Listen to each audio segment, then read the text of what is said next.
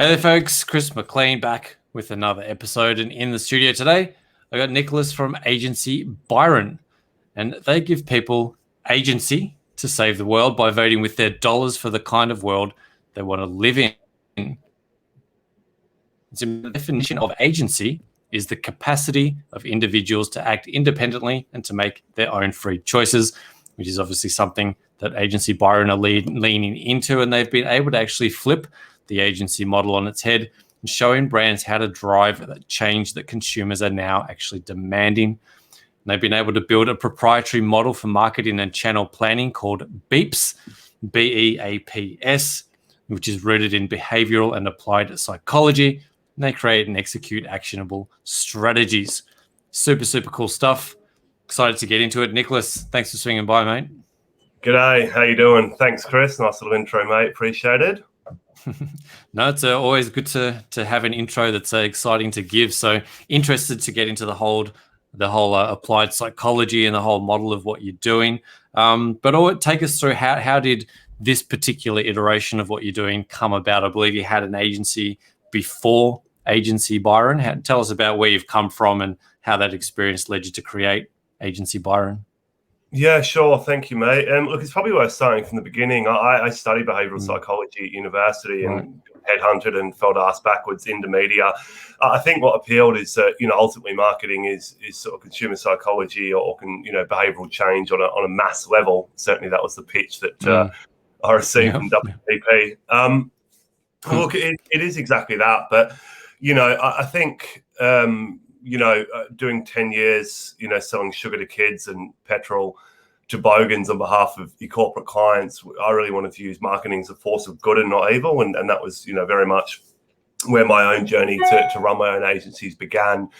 To your question, when I finished or moved out of, the corporate ad agencies and started a previous business, Pineapple Marketing, which is a digital agency, the first couple of years, this is 2015, 2016, were really good.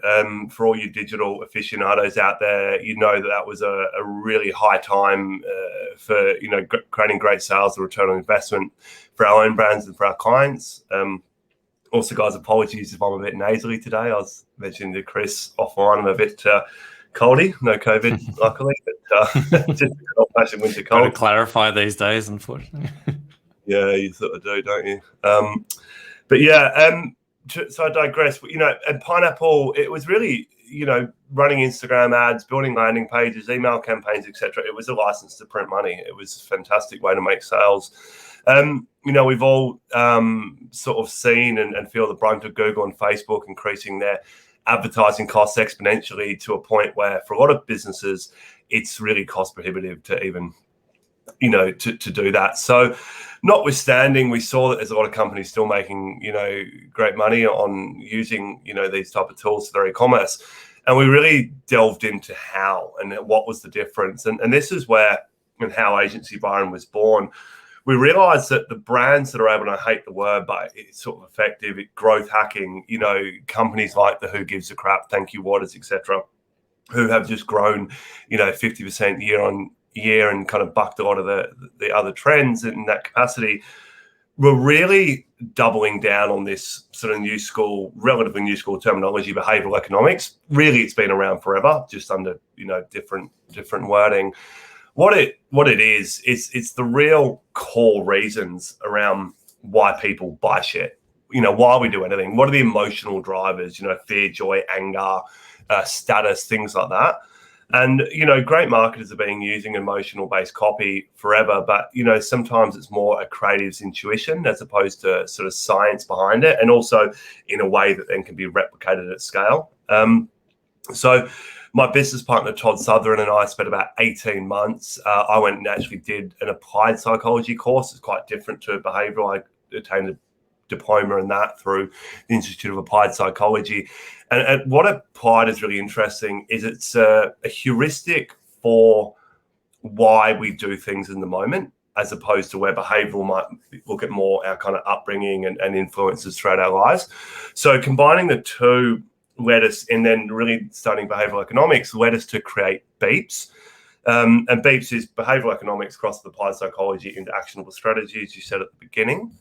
And I think why the applied psychology piece is really important is behavioural economics can be overly academic and can be really hard to kind of create a sort of business use case or to sort of map it into a way that you can take something like friction removal or feedback loops or loss aversion or these sort of elements of being human, but work out how you can translate that into your business and marketing your products. So, mate, I could talk all day and I won't bore you. Got your watch anymore, but that's sort of how the model came to be.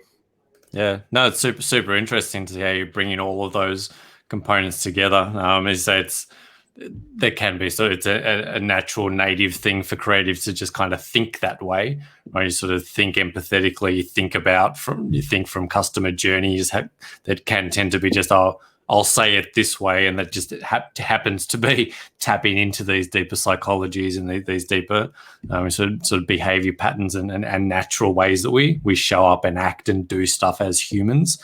That is really the craft and the mastery of being a master creative, is to just say the right things that are going to cause someone to take the action that you want them to do. But on that deeper level, it's a lot of subconscious, there's a lot of patterning, it's all this sort of behavioral stuff that comes to the fore. So really interesting that you've dived deep into that and then pulled it back out to, right, how do we now they're sort of decoded, right? We've decoded how this stuff works. How do we recode it back into something practical? Yeah. So we can, and you sort of, there's, I had a very, very similar dilemma. You talk about selling oil to Eskimos. That wasn't quite the right word, but selling sugar to kids, and had that pang of guilt. For some of us, we'd sort of move through and don't worry too much about that. Some are probably a bit more like you, where you go, that's a little bit like my values are kind of this way, and that's a bit over here, and there's a bit of a tussle going on between those things. The advertiser's dilemma, we can get caught up in that when that personal value conflicts with the value of having to, like I said, essentially sell sugar to kids. Was that kind of one of the catalysts for the type of client that you now try to work with? Has your ideal client avatar shifted as well? You talked about who gives a crap. Are you looking at more sustainable, humanistic brands to work with now? Yeah, we are, and we work exclusively with sustainable or socially conscious brands, and you don't necessarily have to be an environmental scientist, but just that you're on that journey to have a sort of circular business that doesn't have a negative impact on the planet or the stakeholders involved. But that's not really any particular vertical. It's more of I suppose a horizontal, a sort of a psychographic. And a good example of that is one of our clients is an impact investment firm, and they manage about $500 million worth of money on behalf of their customers, and they're investing that in ethical or green funds, so funds and businesses. So, they're a 20-person business, but because they're managing money on behalf of their customers, their ability to drive and provide positive impact is massive. And if I sort of look back 6-12 months ago before we worked with them and thought, financial planning, is that an industry that we want to work with? Not that we don't, but it certainly wouldn't have been at the top of the list. But I think it's a really good example that if the directors have got their hearts in the right place and they want to be a force of good, then that paradigm can come through really any type of business.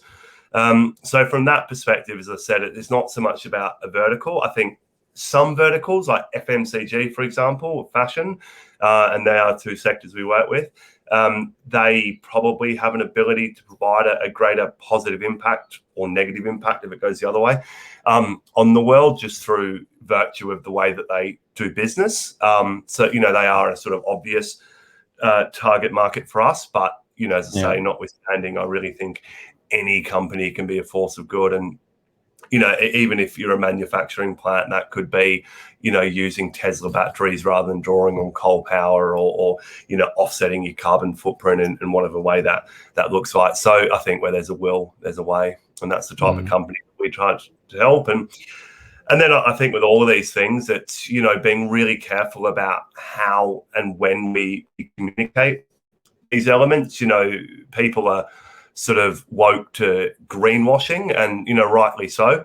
I sort of quite like greenwashing because it shows there's a commercial viability in being green. You know, which is wonderful. And, you know, I think the fact that companies who aren't green at all are having to come up with a sustainable initiative. I'm seeing lots of, you know, fast fashion brands offsetting what they're doing by planting 10,000 trees. Now, you know, really they're in a position where they probably can't be entirely sustainable in their business practice, but you also can't turn around to a company that's been going for 50 years and say you either need to shut up shop or not. It's just, you know, it's going to put people out of jobs, and it's just not a viable, you know, solution. So they can, you know, offset, you know, their carbon footprint by, you know, planting trees is the obvious example. So, yeah, look, I think there's a lot of ways to do that, but, you know, what our model BE.AP.S looks at is not banging people over the head with that, because if you're preachy, then, you know, it turns us off. And, you know, also it becomes an overly rational sort of a message, whereas we've sort of discussed at the beginning of the conversation, we're emotional people. We're, you know, predictably irrational, as Dan Ariely says, and we make emotion-led decisions. So it's sort of more about when we're communicating those messages, and still honouring the fact that people want to feel sexy. They want to be seen as somebody with status, you know, all of these type of things, which actually, as much as we like to be good human beings that don't ruin the planet through our consumerism, actually, unfortunately, it is kind of secondary to looking really good when we go on a night out, for example. Yeah, so an interesting balance, and greenwashing is a sort of outside of what I do here. I also run an education business in sort of corporate consulting around circular economy. I was CMO at a circular economy coffee cup startup for a couple of years, sort of pre-COVID. The Cup Exchange, TCX. So we were doing a fully circular coffee cup SaaS product, essentially. So a technology platform that delivered a reusable, exchangeable coffee cup inside of cafes. And obviously that sort of disappeared with right back to, again, behaviorally really interesting, from, you know, everyone bringing their keep cups and bringing their exchangeables. It went right back to paper cups, and no one gave a shit anymore. So it's really interesting to see how quickly that behavior can shift when the environment changes a little bit, and suddenly I can't bring my keep cup in anymore because the barista's not going to make my coffee. I'd rather have the coffee. I'll just use a paper cup, and suddenly all the eco consciousness goes out the window. So I'm very, very up to, you know, greenwashing, and even circular washing is sort of something that we're seeing coming through now. Where at the level we've got, there's big claims about circularity, where it's circularity covering over, which is what is essentially just a different recycling program.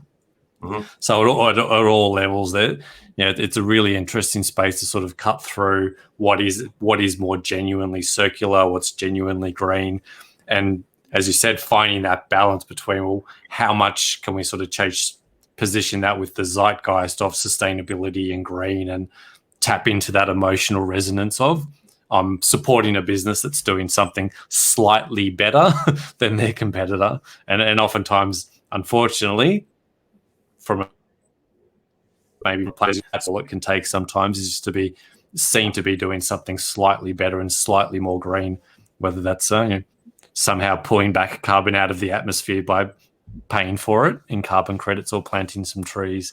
But it's certainly seen much more of that coming through. But have you seen that increase even more over the last sort of 18 months since the pandemic? It feels like there's been a bit of a bigger uptick as people have sort of sat home and gone, what world do I want to create now off the back of that? That seems to have shifted behaviours a bit more back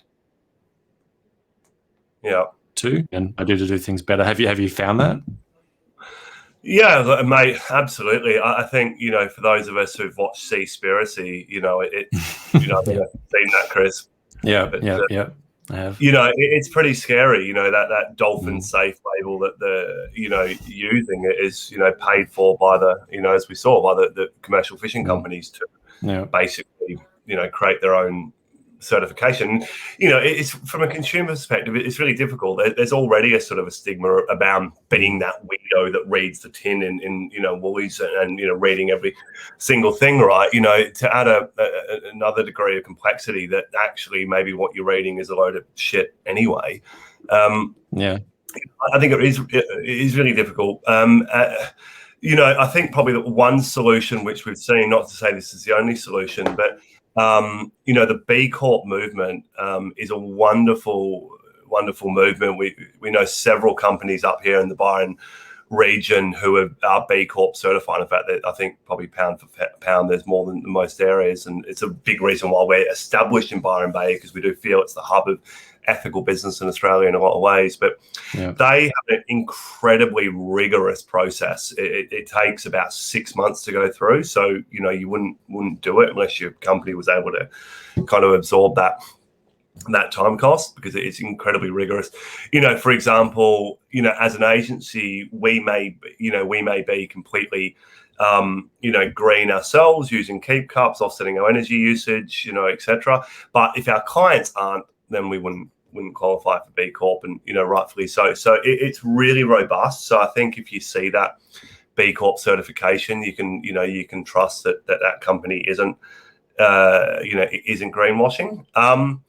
But I think to some extent it's buying local. With larger businesses, it just gets to a stage where to maintain profitability you require economies of scale, and unfortunately often that translate into having to choose the cheaper option, get the Chinese made products or whatever it is to because you just can't carry the increased cost of being sustainable. So I think that's not to say that's always the case. Obviously Patagonia is an absolute darling of a huge conglomerate that's been able to do it, but unfortunately they are the exception, not the rule. And I think as much as we can, buying local keeps the money in the community. It supports small businesses, and it just means that whatever you're buying hasn't had to travel miles and miles and miles, and whether it's car or airplane travel, that is one of the worst things unfortunately for our planet, burning fossil fuels. And so much as we can limit that, I think that's the easiest way. But I mean, mate, to digress to your question, it's a clusterfuck, isn't it? It's so hard to walk into Coles and Woolies and to know that what you're buying it is a really good product. And I'm really pleasantly not surprised is not the right word, but I'm really happy that Gen Z, sort of people 16 to 25 are reading the tin, and they're really making an effort to do that. And I think we can all take a leaf out of their own book and try and do that as much as possible. But that's really all that we can do, I suppose. And up here in Byron, we're lucky enough to have farmers markets every other day of the week, so we try and go to those as much as we can. So you're definitely right. There is much more consciousness with those younger generations coming through, sort of XYZs, those sort of millennial bracket, if you like. There's much more consciousness around. They as you saying up front, that agency or time to make decisions based on who they are and what they believe in, and that for organisations that can be something to tap into in terms of becoming a more circular organisation. The organisations will have greater employee engagement when they can allow those staff to get involved in initiatives and projects. So that can be another way that you can become a more sustainable business or have a more engaged workforce around this stuff, is just to give your staff social and environmental impact projects to go and work on. So the statistics are in the 78, high 80% of this bracket, that jobs based on what access they have to doing social good, what access they have to doing environmental initiatives, or as you said, whether there's keep cups in the cupboard, or whether they just purely having that autonomy and that access to something that speaks to who they are as a person, is a great way for people to attract and retain better talent. And you said that then becomes quite a significant marketing piece Do you find that as well, that even just doing good things, even if the business model itself or the product or the sort of the fulfillment and something necessarily become more circular, that just are becoming more circular and sustainable in driving more initiatives for is there's pretty good PR and marketing bang for buck just in that, I found? Yeah, look, there is like anything, is the right way and the wrong way to do it. We can't be preaching. Look, I think you touched on an interesting point, which is really what our business is about. Is we're trying to show our clients what consumers are now demanding, and they are voting with their wallets what they want to live in, by buying the good products. And so our mission is to align those mindful purchase decisions with on purpose business bottom lines. And it's really understanding that the world is changing, and I think we've seen, and it's changed so quick, for all us guys in marketing and digital, we've seen 5 to 10 years of growth in the space of a year, 18 months. It's been crazy, the behavior change. And I think we can look at everything from going right back to the horrible January bushfires that we had 18 months ago, that for the most part, I was in Sydney at the time, and for the most part we were all whinging that our government wasn't doing enough about it, and ScoMo was off in Hawaii when he could have been here helping out. But the reality was, all of us did absolutely fuck all, and we just whinged. And then, Celeste, we all started in Sydney choking on the smoke. It turned the skies dark grey for 6 weeks.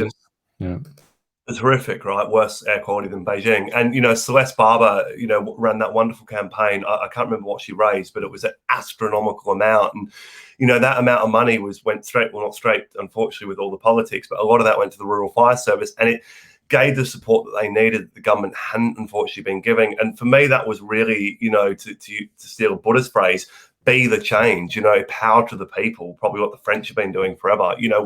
We actually all have the ability to do that. And then, through COVID, we saw the baby boomer generation being forced to get online. And, they're now the fastest growing demographic in terms of e-commerce sales.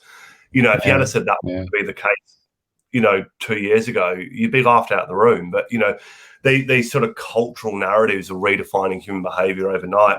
We saw Black Lives Matter and Me Too movements, and, the huge protests through the States and here locally as well around Black Lives Matter. And, brands that were providing racial equality, were heroed. And the brands that weren't, I can't remember them, there's a couple that actually went out of business because they were shown to be essentially racist companies. So, I think we've got all these cultural narratives as sort of reference points that show that it's really up to us as the consumers to be the change. And there's a lot of, luckily there's a heck of a lot of people that are doing that. And that's the trajectory that the world's, going on. And, as we say, don't find yourself on the wrong side of history, because it's not to say that if you're not sustainable now, you won't make a buck.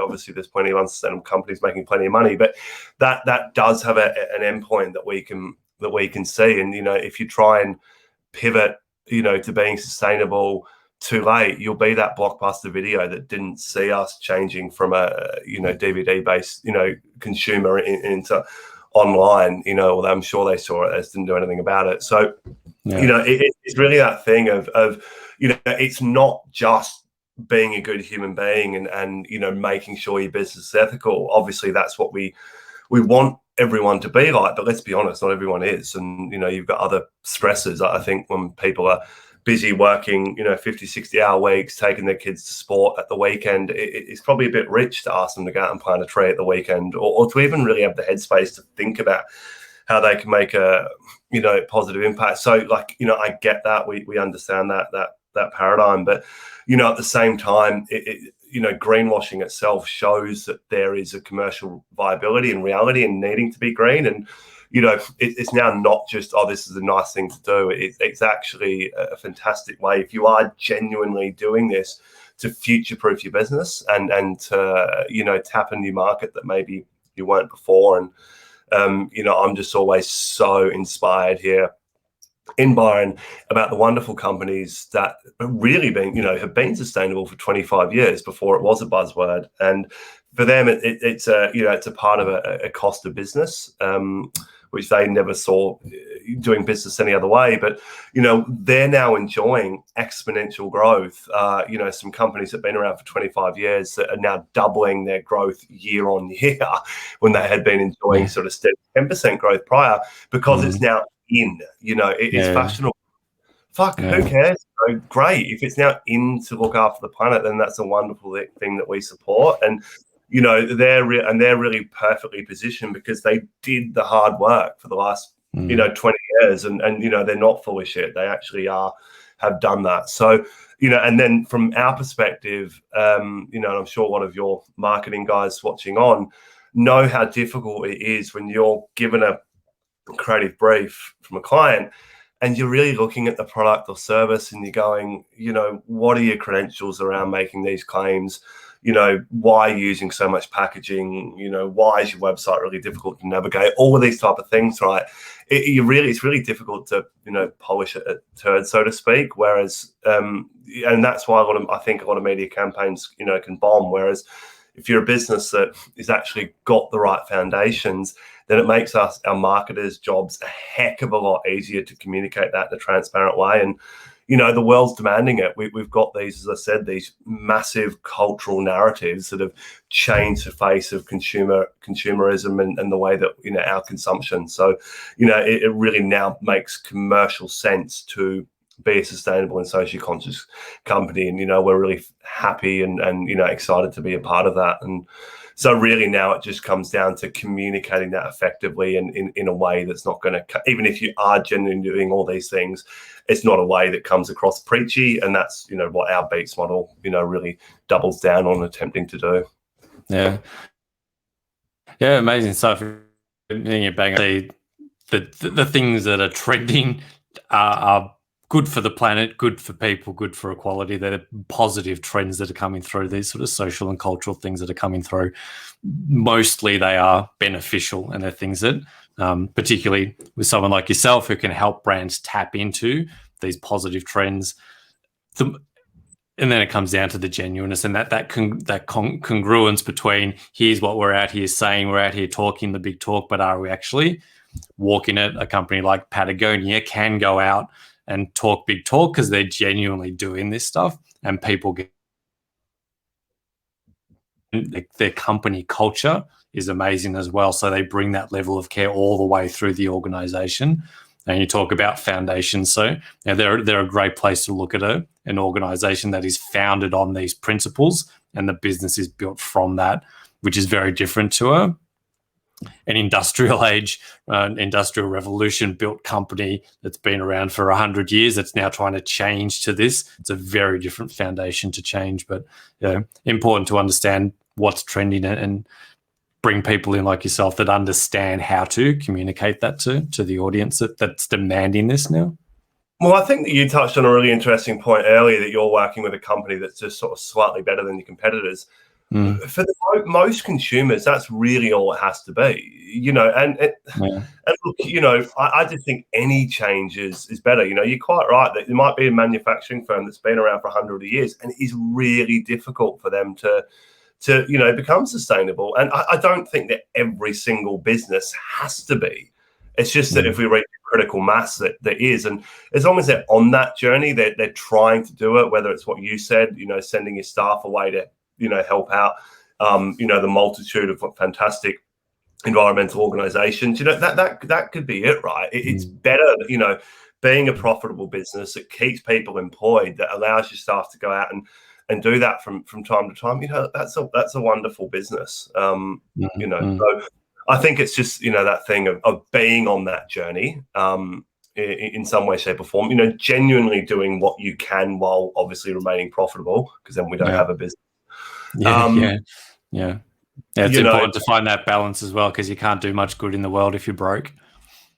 No, mate, exactly. And I think we're seeing a heck of a lot of the baby boomer generation who made their money through whatever their career was doing, maybe not inherently bad, but certainly not inherently good, who are now got plenty of money in the bank, and they're volunteering their time and volunteer charity organizations, or they're donating money to or investing in green startups. So I think there is a real argument for that, is to make your money and then use it for positive impact. This is where the whole subject gets really complex. And we could probably another topic, and mate, it's been a really wonderful chat, but unfortunately I do have to shoot. Yeah, no, you got a hard stop and you got shit to do, which is fantastic. You got to get on and do stuff. But yeah, it's been a super valuable conversation. This stuff is happening, so it's important to understand where the world's heading and how to ride these waves of trends.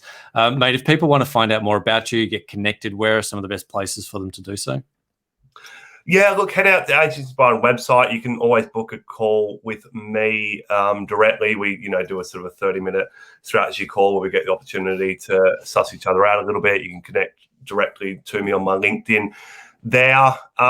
Look, and the other, if you're an on-purpose business that, you are sustainable and you just want a few tips and pointers, we're always happy just to, give a little bit of our time to provide that. It doesn't have to be that you're calling ready to, sign up and work with us. We're a big believer that big client starts off as small clients. So, but, and I think, as marketers, and my mum was a naturopath, and, she was always doing great things for the world. And it's really close to my heart that, for the people like them that, maybe haven't done the 20 years in advertising career as I have, that we can just share a few tips that might, put a bit of a guiding light on. So if you are that, hit me up either through LinkedIn or via our website. Amazing. Thank you, mate. Thanks for dropping by. Thanks everyone for tuning in. Been some really interesting stuff and good insights out of today's session. Thank you for watching. Nicholas, thanks for being here. I know you got to run. Thanks everyone for tuning in, and we'll catch you on the next one. Cheers.